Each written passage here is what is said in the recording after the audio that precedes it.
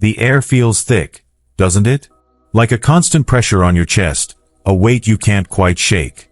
Maybe it's the unspoken tension at the dinner table, the way compliments always seem to come with a sting, or the persistent feeling that you're walking on eggshells. You find yourself apologizing for things you didn't even do, second-guessing every decision, and wondering if you're somehow the problem. If any of this resonates, you're likely familiar with the subtle, yet deeply damaging effects of a toxic relationship. It's not always dramatic fights or overt cruelty. Often, it's the insidious erosion of your self-worth, the slow dimming of your inner light. We've all heard the term toxic relationship, but what does it truly mean on a day-to-day level? It's more than just disagreements or occasional hurt feelings. It's a consistent pattern of behavior that undermines your sense of self, leaving you feeling drained, confused, and questioning your own sanity. It's the constant criticism disguised as helpful advice, the manipulation masked as concern, the emotional unavailability that leaves you craving connection. It's the subtle jabs that chip away at your confidence, the gaslighting that makes you doubt your own reality, and the isolation that leaves you feeling alone and trapped. Perhaps you've tried to address these issues, only to be met with defensiveness, denial, or even blame.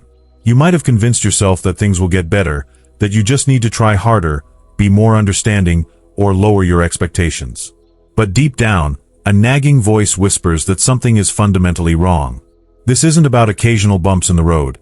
It's about a persistent pattern of unhealthy dynamics that are taking a toll on your mental and emotional well-being. The most insidious aspect of toxic relationships is their ability to warp your perception of reality. You start to internalize the negativity, believing the criticisms, accepting the blame, and questioning your own worth.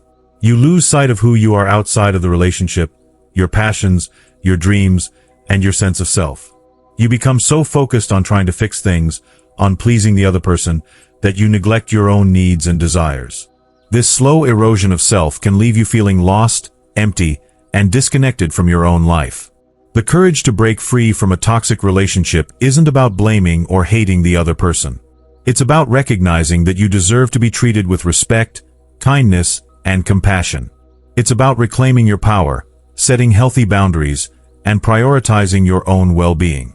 It's about choosing yourself, even when it feels scary or selfish. This journey is not about assigning fault.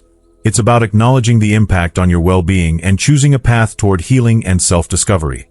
It's about understanding that you are worthy of love, respect, and happiness, and that you have the strength to create a life that reflects those values. This is your invitation to explore that strength. Now, consider how this applies when you face a situation where your intuition screams danger, but your partner dismisses it as oversensitivity. This is a crucial moment for reflection. Are you consistently doubting your own judgment because of their dismissive attitude?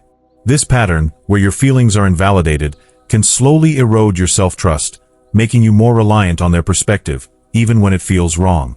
It's like a slow drip of poison, subtly altering your perception of reality. A pivotal question to ask yourself is, what unmet needs are you trying to fulfill within this relationship? Often, we stay in unhealthy situations because they seem to address a deeper longing, perhaps a need for validation, security, or belonging. However, if the price of fulfilling those needs is the sacrifice of your self-respect and emotional well-being, it's a bargain that ultimately leaves you bankrupt. For example, if you crave stability, a toxic partner might provide it through financial control, creating a dependency that feels secure but is, in reality, a gilded cage. Another crucial layer is understanding your attachment style. Did you grow up in an environment where your emotional needs were consistently unmet? If so, you might be drawn to partners who replicate that dynamic, creating a sense of familiarity, even if it's painful. This isn't about self-blame. It's about recognizing patterns that might be unconsciously driving your choices. Conversely, if you have a secure attachment style, you may find yourself constantly trying to fix a toxic partner, believing that your love and support can heal their wounds. Building on this, however, it's important to differentiate between a difficult relationship and a toxic one. All relationships have their challenges, moments of conflict, and periods of adjustment. But a toxic relationship is characterized by a consistent pattern of disrespect, manipulation, and emotional abuse. It's not about occasional disagreements. It's about a fundamental lack of empathy and a disregard for your well-being. It's the difference between a storm that passes and a persistent, corrosive fog. Think about the last time you felt truly joyful, authentically yourself, and completely at peace. Was it within the context of this relationship, or was it in spite of it?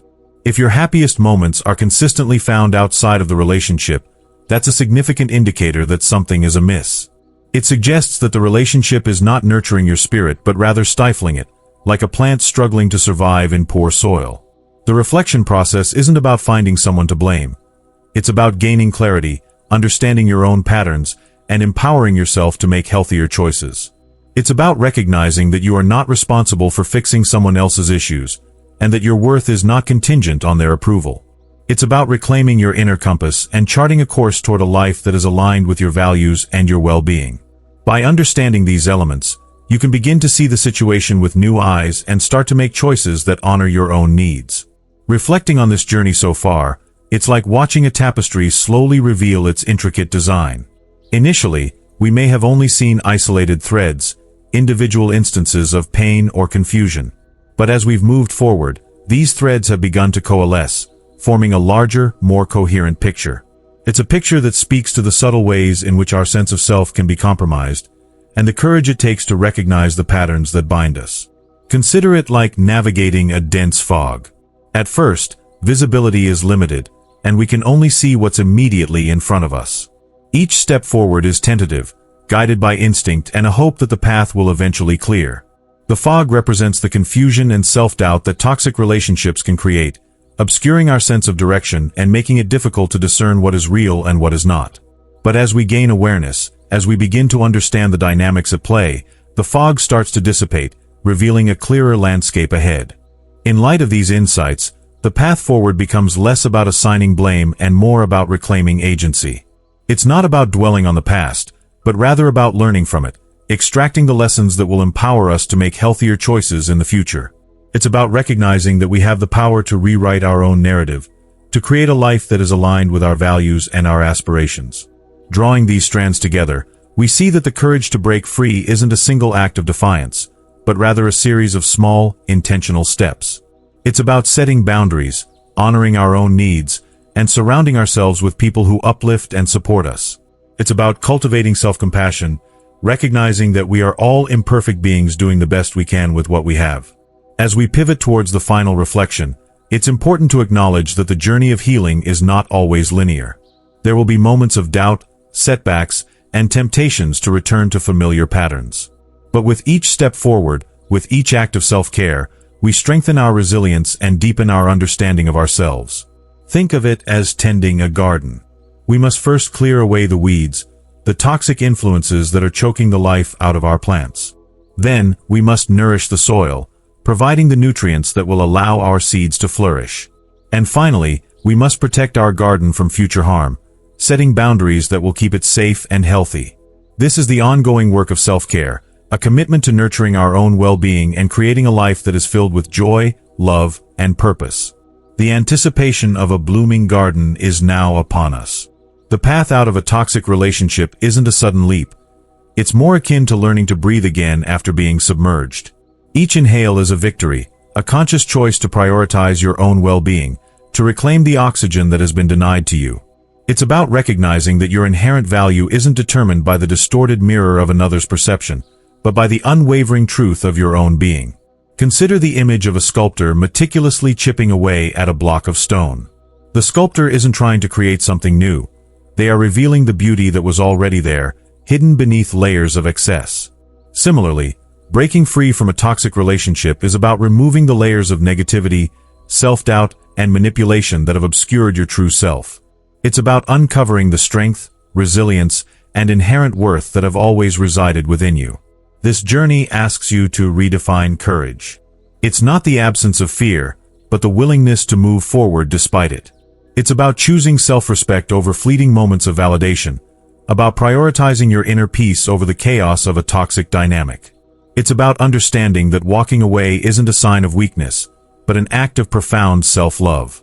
The true freedom lies not just in escaping the relationship, but in dismantling the patterns that led you there in the first place. It's about understanding your own vulnerabilities, setting healthy boundaries, and cultivating a sense of self-worth that is impervious to external validation. It's about creating a life that is grounded in authenticity, integrity, and self-compassion.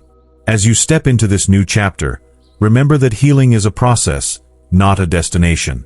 There will be moments of doubt, setbacks, and temptations to return to familiar patterns. But each time you choose yourself, each time you honor your own needs, you strengthen your resilience and deepen your understanding of who you are. And so, the true practice begins now. It begins with a commitment to self-awareness, to recognizing the subtle ways in which toxic dynamics can creep into our lives. It begins with a willingness to set boundaries, to say no when necessary, and to prioritize our own well-being above all else. It begins with the understanding that we are worthy of love, respect, and happiness, and that we have the power to create a life that reflects those values. Carry this understanding with you, not as a shield against the world, but as a compass guiding you toward a brighter, more authentic future.